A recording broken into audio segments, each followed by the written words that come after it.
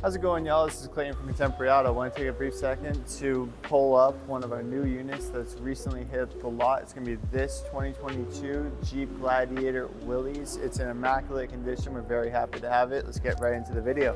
You'll see it'll have this blacked out grille that'll go very nice with the overall aesthetic of the vehicle. These LED daytime running halo headlights, and it's going to have these tow hooks up front so you can get out of any situation. The Gladiator is going to have a 4x4 powertrain with some very well equipped tires for your New England roads, and this rock guard as well that will protect you for your off-roading. The Gladiator will also have a soft fold down back here as well, and it's going to have your spray-in bed liner and tonneau cover already equipped.